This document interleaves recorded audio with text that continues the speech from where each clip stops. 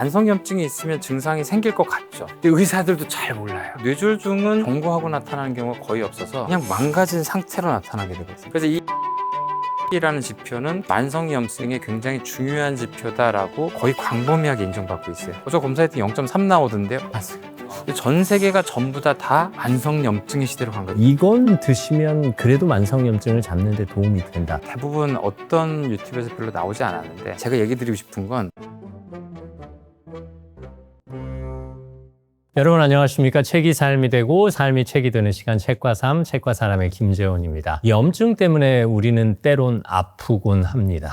글쎄요, 염증은 착한 걸까요? 나쁜 걸까요? 착한 염증이 있고 나쁜 염증이 있다고 말씀하시는 분이 있습니다. 착한 염증, 나쁜 염증의 저자, 서울대학교 의과대학 신경과 이승훈 교수와 함께합니다. 네, 안녕하세요. 서울대학교 병원 신경과 이승훈 교수입니다. 대략 몇 명의 환자를 보셨을까요? 한 20만 명 정도 되는 와, 그 회차로 보면 동일한 환자를 진료하는 회차까지 따지면 그럼 어느 정도 뇌혈관 사진만 보면 아, 이분이 이러지만 않았어도 이렇지 않았을 텐데 하는 이분의 후회 지점을 대충 예측하실 수 있을까요? 그러니까 네. 오늘도 제가 72명의 오전에 환자를 보고 왔는데 MRI를 보자마자 제가 뭐라고 얘기했냐면 제가 죄송한데 10초 만에 진단할 수 있는데 환자분은 제가 보자마자 희귀질환인 걸 알 수 있기 때문에 지금 당장 입원하셔야 되겠다고. 그러니까 대개는 환자분의 병력의 요약표를 보고 MRI를 보면 바로 진단이 나와요. 기계가 될 정도로. 근데 제일 안타까운 건 제가 이제 이 책을 쓴 이유이기도 한데 저는 환자들한테 의학의 과학이라는 걸 알려드리고 싶어요. 저한테 와서 위로를 받으라는 게 아니라 본인의 위험 요인과 질병의 상태를 과학적으로 명확히 팩트별로 알고 그걸 했음에도 불구하고 한계가 있는 부분에 대해서는 인간적으로 위로를 받자. 할 수 있는 일들은 최선을 해라. 다하고. 근데 그러지 않으신 분들이 너무 많아요. 뇌졸중은 경고하고 나타나는 경우가 거의 없어서 그냥 망가진 상태로 나타나게 되거든요. 아, 그렇죠. 그때 갑자기 네네. 팍 망가지고 그때 운이 좋아서 되돌아오게 되면 어떻게라도 뭘 해볼 수 있는데 망가지고 그냥 끝나는 경우가 많이 있거든요. 그렇게 되면 요거를 이제 그다음부터 할 방법은 재활밖에 없는데요. 재활한다 하더라도 한계가 있는 거죠. 굉장히 많이 후회하시죠, 지금은. 흔히 이제 뇌졸중, 뇌혈관 질환, 피가 막히거나 아니면 출혈이 일어나거나 하는 과정에서 신경학적 이상이 온다는 개념인데 흔히 염증하면 병원체가 내 몸에 침투함으로써 일어나는 반응으로만 생각하다가 뇌혈관 질환도 염증이 엄청난 일을 하더라라는 말씀을 하셨단 말이에요. 그러면 우리가 염증을 착한 염증과 나쁜 염증으로 구분하셨습니다. 염증을 한마디로 정의하실 수 있을까요? 뭐 정의할 수 있습니다. 일단 기본적으로 염증은 일반적으로는 다 나쁘다는 의도로 다들 책이 써 있어서 기본적으로 염증은 우리 몸을 보호하기 위한 것이기 때문에 모든 경우에 모든 염증의 의도는 착하다. 하지만 결과가 착할 수도 있고 나쁠 수도 있다. 근데 나쁜 결과가 나오는 것은 그 염증이 의도한 게 아니고 그 염증을 잘 이해하지 못한 우리 때문이다. 뭐 그런 얘기를 좀 하고 싶었습니다. 저는 방송 생활하면서 건강정보 프로그램도 많이 진행을 하고 뭐 지금도 진행을 하고 있습니다만 염증하면 그냥 표면적으로 예전엔 피부에 나는 뾰루지 정도로 생각을 해왔었는데 한 수년 전부터 염증이 많이 부각되고 있다는 생각이 듭니다. 왜 그런 걸까요? 그러니까 뇌경색, 뇌졸중이 생기면 당연히 혈관이 터지거나 혈관이 막히니까 당연히 죽을 것 같잖아요. 근데 2차 손상이라고 해서 죽은 다음에 뇌가 더 죽어나가는데 더 죽어나가는 거에 가장 중요한 손상 요인이 염증이란 걸 다 알게 됩니다.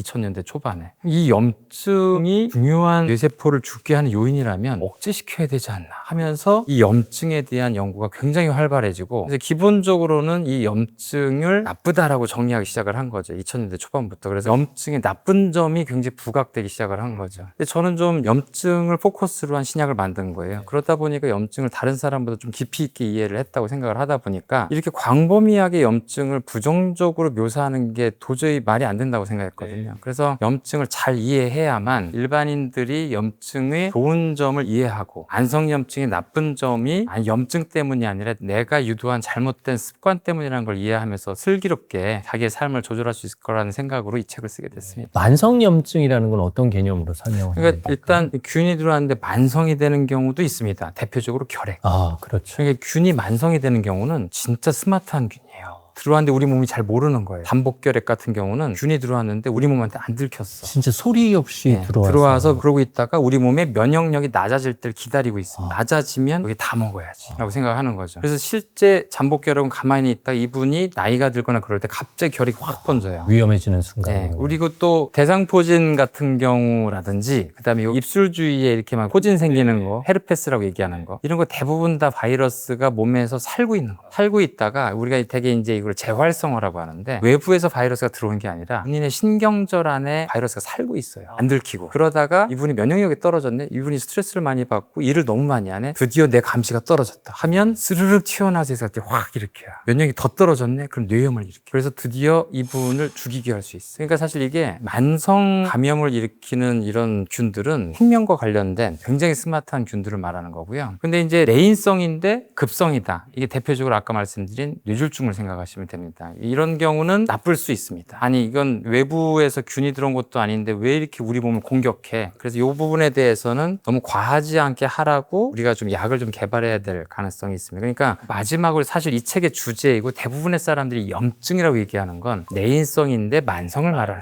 거예요. 내인성의 만성을 다 나쁘다고 얘기하는 거죠. 그런데 기본적으로 염증이 작동하는 방식은 다 소방관하고 경찰관이 다 똑같아요. 그러니까 얘네들은 자극받고 행동하는 게 똑같아요. 분명히 나쁜 놈이 들어왔다고 얘기해서 내가 분명히 잡으러 갔지. 근데 우리는 항상 과잉 반응을 하거든. 그래서 한 놈이 있으면 10놈 때려잡는 거야. 10놈을 때려잡으려고 봤더니 그렇게 강한 자극은 아니네. 그런데 오늘 왔는데 내일도 또 오네. 매일 오네. 그래서 매일 때려잡습니다. 때려잡다 보니까 장기가 망가지네.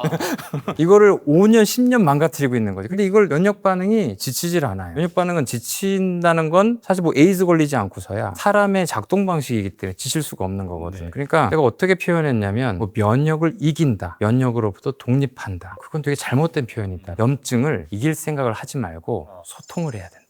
잘 달래야 된다. 왜 그러니? 이유가 뭐니? 뭐 때문에 화가 났니? 내가 뭘 화나게 했니? 뭐 이런 것들을 알아보고 그 원인을 달래는 방향으로 조절하지 않으면 만성염증과 긴 싸움에서 하이르기 힘들다. 이렇게 말씀드릴 수 있습니다. 특별히 병은 없는데 몸이 찌뿌둥할 때가 있고 무기력해질 때가 네. 있고 이런 것들이 이제 만성염증이 있다는 신호로 봐도 되는 건가요? 아니요. 그럴지도 모른다가 답이에요. 그러니까 알 수가 없다가 답인데요. 그러니까 만성염증이 있으면 어떤 증상이 생긴다고 얘기를 하면 말이 안 되는 게 만성염증이 있으면 증상이 생길 것 같죠. 그런데 이 증상이 만성염증의 증상이다라고 특이적으로 매칭을 할 수가 없어요. 명확하게. 네, 너무 가벼운 증상이 다 관련될 수도 있고 이 증상은 만성염증에 의해서만 생기는 것도 아니기 때문에 또 우리가 거기 심리적으로 영향받을 증상들이 너무 많아서 저는 이제 워낙에 의학을 과학으로 얘기하기 때문에 막연한 증상을 만성염증이라고 아시는 것보단 차라리 만성염증의 증상은 알기 힘들다. 내 몸에 나쁜 염증, 만성염증이 차곡차곡 쌓이게 만드는 결정적인 원인을 뽑는다면 만성염증을 일으키는 가장 중요한 원인을 현대사회에서 기본적으로는 현대사회에서는 일단 비만입니다. 찌면 안 좋은 과학적인 증거는 많이 있습니다. 살이 쪘을 때 기본적으로 어디가 안 좋냐? 내장 지방이 안 좋습니다. 뭐 이른바 마른 비만이라고 네. 하시는 분들. 그러니까 마른 사람이 당뇨가 생기면 왜 생겨요? 한쪽으로 얘기하면 100%는 아니지만 대부분의 경우에 내장 지방이 꽤 많아요. 이 내장 지방이 쌓이게 되면 내장 지방은 꽤 중요한 호르몬 기관이에요. 원래 없으면 안 되는데 거기서 생긴 지방세포에서 우리 몸에 염증에 영향을 주는 호르몬이 여러 가지가 나오는데 염증을 완화시키는 호르몬이 하나가 나오고 염증을 악화시키는 호르몬이 여러 개가 나옵니다. 원래 그걸 밸런스를 맞춰주는 호르몬이 나와요. 그런데 우리 몸의 지방세포는 수는 다 동일한데 살이 찌면 이 지방세포가 부피가 커집니다. 얼마나 커지냐면 뭐 1000배쯤 커져요. 말도 안 되게 커져요. 50kg인 사람과 400kg인 사람의 지방세포 수는 이론적으로 동일해요. 부피만 커집니다. 부피만. 그럼 이제 어마어마하게 커진 지방세포가 그것도 살아있는 세포이기 때문에 지방을 견디질 못해요. 이 지방세포에서 나온 지방산들이 삐질삐질 나오면서 염증을 더 유발하는 상태가 되고 염증을 악화시키는 요인들이 되면서 특히 신호전달에 영향을 주게 되는데 그 신호전달에 제일 먼저 영향을 주는 게 인슐린 신호전달에 영향을 주게 되고 가장 먼저 당뇨부터 일으키게 됩니다. 그러니까 당뇨를 일으키고 당뇨 때문에 혈당이 올라가게 되고 혈당이 올라가서 더 비만이 되게 되고 이런 악순환이 시작되게 되는 거죠. 그래서 기본적으로는 현대사회에서 만성염증의 제일 첫 단계는 비만인 우리 몸에서 먹는 에너지가요. 기본적으로는 체온을 유지하는 데 씁니다. 가만히 누워 있어도 36.5도라는 체온을 유지하는 데 한 70%를 써요. 근데 그 에너지가 남으면 한 20% 정도는 운동하는 데 써요. 머리 쓰고 운동하는 데. 그리고 남잖아요. 그제서야 면역에 씁니다. 만약에 부족하게 먹으면 역순으로 없어져요. 그러니까 옛날에는 부족하게 먹었기 때문에 다 감염에 취약하고 장티푸스, 콜레라 많이 걸렸던 건데 1970년대 이후로 전 세계가 다 80세 이후로 수명이 늘어나게 된 건 아무리 못 사는 나라도 칼로리가 과잉이 됐기 때문에 그래요. 전 세계가 전부 다 만성염증의 시대로 간 거예요. 왜냐하면 면역이 다 많아지면서 면역 능력이 과잉 상태가 되니까 만성염증으로 넘어갔다고 볼 수가 있는 거죠. 그러면 스트레스는 어떤 관점에서 바라볼까요? 스트레스는 조금 다른데요. 정신적인 스트레스, 그다음에 물리적인 스트레스 두 개는 조금 나눠야 됩니다. 그 신체적인 스트레스는 사실은 실제로 우리가 힘을 쓰기 때문에 혈압이 올라가게 되고 물리적으로 그걸 지속하게 되면 혈관에 압력을 줘서 고혈압이 바로 생길 수가 있는 건데요. 심리적인 스트레스는 교감신경계가 올라가게 되고 뇌에서 교감신경계가 올라간 것 때문에 우리 몸에서 그 문제를 해결하기 위해서 맥박이 빨라지고 그다음에 혈압을 올리는 효과가 있습니다. 이거는 기본적으로 심리에서 받는 거를 우리가 몸에서 해결하기 위한 과정이기 때문에 그때 일시적이에요. 좋은 거예요. 괜찮네요. 예, 그러니까 일단 뭐 호랑이를 봤다 그러면 빨리 아니면 뭐 불이 났다 아니면 누구를 구해야 된다. 순간적으로 이게 스트레스거든요. 굉장한 스트레스를 받아가지고 빨리 각성을 유지하고 힘을 써가지고 그걸 하는 거죠. 그래서 그게 끝나면 허탈하게 딱 끝나는 거지. 그런데 매일 적당한 수준의 스트레스를 계속 그러고 있으면 각성을 적당히 유지하고 적당한 불이 나는 걸 매일 하다 보면은 반복적으로 지속되면 그러다 보면 이제 몸에서는 스테로이드 호르몬이 나옵니다. 이 스트레스를 우리 몸에서 감당하기 위한 호르몬이 나와요. 그래서 이 스트레스 받지 말라고. 이 스테로이드 호르몬 때문에 면역이 억제되거든요. 이것 때문에 화내지 말라고. 이게 계속 나오다 보니까 우리 몸에서 이러다가 계속 우리 면역 억제도 되나 하면서 여기에 대한 반응이 둔감해집니다. 그래서 이걸 이기고 면역력들이 더 과잉 반응을 하기 시작을 하는데 계속 이러다 어느 순간 스트레스가 뚝 없어지는 순간 갑자기 더 이제 그동안 참았던 염증이 크게 나올 수가 있어요. 그러면 더 위험한 거네요. 가만 보면 주변에서 성격도 좋고 늘 행복하게 사시던 분이고 긍정적으로 생각하시던 분이었는데 이제 뇌졸중으로 쓰러지셔요. 그리고 심각한 질환으로 진행되는 경우를 봤어요. 이게 뭔가요? 본인이 겉으로 느끼는 스트레스와 혈관에서 받는 스트레스가 강도가 다르다라고 해석해야 되나요? 근데 너무 스트레스 온리로 생각하시면 조금 힘들고요. 혈관이 동맥경화가 생기는 건 심리적인 스트레스에 의해서 생기기는 어렵다. 고혈압, 당뇨, 고지혈증 같은 물리적인 과정이 오랫동안 지속됐을 때 혈관이 흉터처럼 변성되는 과정이다. 그런데 그 과정이 최근 한 두세 달 동안 시어머니와 엄청 싸우든지 뭐 이런 과정을 통해서 이쪽에 대한 물리적인 스트레스가 많이 가해졌을 때 어느 날 턱 터질 수가 있는 거죠. 근데 이걸 반대로 이분이 혈관이 되게 건강했어. 근데 시어머니랑 지금 몇 개월째 싸우고 있어. 계속 방아쇠를 당기는 거야. 그렇다고 해도 발사되진 않는다는 거야. 본인이 뇌졸중 걸릴 것 같은 막 심각한 스트레스를 받는다 하더라도 생기진 않는다. 그것 자체가 생긴 것처럼 너무 괴롭다고 MRI를 찍어도 멀쩡하신 분들이 많아요. 그러니까 이 심리적인 스트레스가 멀쩡하다 이 뜻은 아니지만 심리적인 스트레스만으로 생기는 건 아니다. 그걸 너무 과장하진 마라. 언젠가 잘못 보낸 시간들이 쌓여서 결정적으로 방아쇠를 당기면 그게 이제 폭발하는 보복이 되는 셈이고 그래도 좀 평소에 관리를 잘해와서 건강을 좀 지키고 면역력과 혈관 건강을 지켜왔으면 과도한 스트레스가 집중된다 하더라도 버텨내고 견뎌낸다. 이렇게 이해를 하면 되겠군요. 그럼 어쨌든 염증을 유발하는 음식들은 있는 셈이에요. 그것만큼은 절대 피하는 게 좋다. 혹은 이건 드시면 그래도 만성염증을 잡는 데 도움이 된다. 우리 인간이 맛있다고 느끼는 음식들은 화학적으로 저분자량, 이미 소화된 음식, 고분자량 음식, 곡물이라면 통곡물, 최대한 거친 곡물을 먹으면 맛이 없죠. 맛이 없다는 얘기는 소화할 게 많다는 뜻이에요. 할 일이 많다. 할 일이 많아요. 들어가서 여기에 지금 단백질도 있고 탄수화물도 여러 가지가 있네. 이거 언제 이걸 다 벗기고 앉았냐. 근데 아주 잘 정제된 예쁜 쌀, 아주 잘 정제된 부드러운 빵 이런 거 보면 너무 할 일이 없네라고 생각해요. 너무 좋아하는 거예요. 이거 조금만 벗기면 되는 거예요. 그래서 좋아하는 거거든요. 심지어 이거를 다 녹여놨어. 설탕물이야. 그럼 들어오자마자 바로 직통으로 들어오거든요. 그럼 입에서 바로 그냥 달다고 느끼는 거예요. 원래 이 포장에서 달다 그래야 되는데 이미 여기서 달다고 느끼는 거죠. 그럼 이런 걸 먹으면 우리가 어떻게 되면 중독됩니다. 이거를 쉽게 먹을 수 있는데 왜 굳이 거친 음식을 먹어서 이 거친 음식을 우리 힘들게 먹어가지고 해야 되냐. 단 음식을 먹게 되면 중독되는 게 무슨 뜻이냐 되냐면 더 많이 먹게 돼요. 결국에 과잉 칼로리를 먹게 되는 거니까 결국엔 제가 얘기 드리고 싶은 건 맛없는 음식의 식감을 좋아하셔야 됩니다. 결국 우리 몸에게 할 일을 주는 음식들을 좀 먹어줘야 되고 거친 음식 그리고 맛없는 음식의 식감을 즐길 방법을 찾아내자. 결국 이제 내가 나를 얼마나 관리하느냐의 차원인데 그래도 이 책 뒷부분에서 대안을 제시하셔서 0단계, 1단계, 2단계, 3단계 해서 경고령도 내려주시고 하셨어요. 사실 이 책을 쓰면서 제가 오히려 연구했습니다. 첫 번째 지표는 HSCRP라는 지표입니다. 이게 대부분 어떤 유튜브에서 별로 나오지 않았는데 하지만 생각보다 굉장히 대규모 임상시험에서는 염증과 관련해서 연구가 굉장히 많이 된 지표예요. 이 HSCRP는 CRP라고 C 반응 단백이라고 하는 단백질인데 우리 몸에서 어떤 염증이 생겼을 때 이런 염증이 생겼다고 간에서 알려주는 단백질이에요. 이 단백질이 많이 올라가면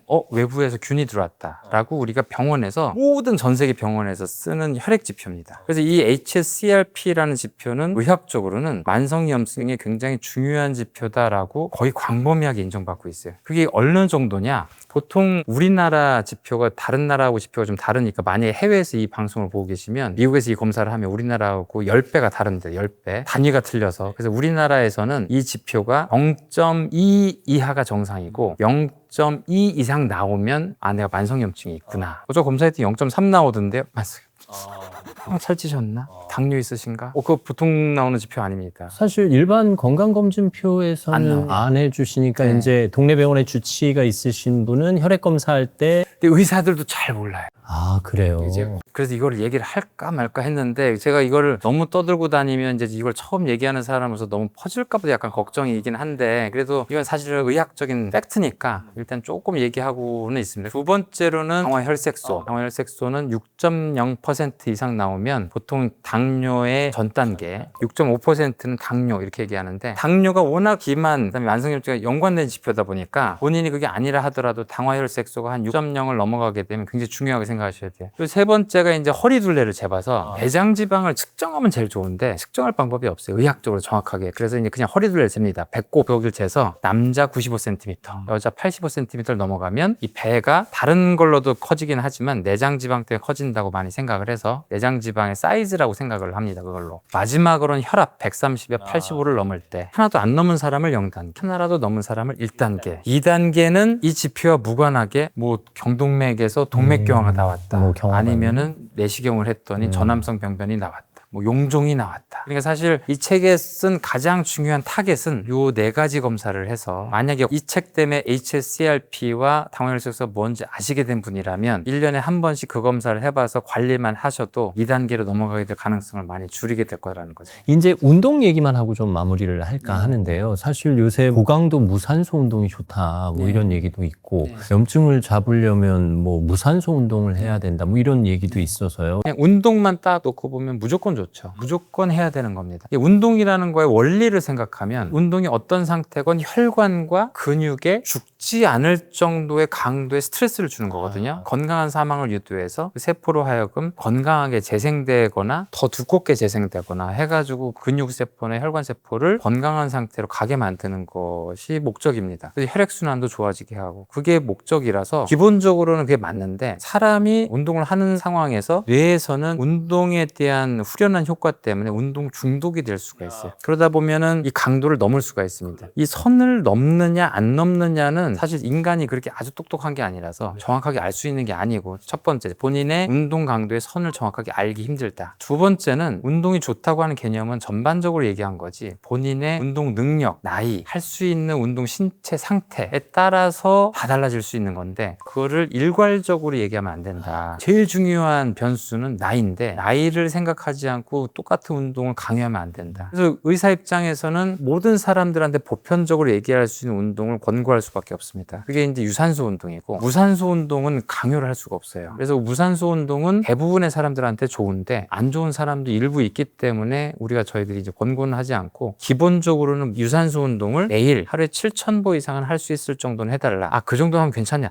그게 최소한이라고. 그런데 만약에 본인이 무산소 운동을 할 수 있다. 그럼 일주일에 2번 정도는 약간 강도가 높은 무산소 운동을 하면 좋다. 만약에 그게 본인의 선을 넘는지 안 넘는지를 봐라. 그러면 심폐기능이 굉장히 좋을 거다. 그렇게 생각 생각을 합니다. 정리가 됐습니다. 원래 이 책에서는 깊은 수면도 강조를 하셨어요. 깊은 수면 엄청 중요합니다.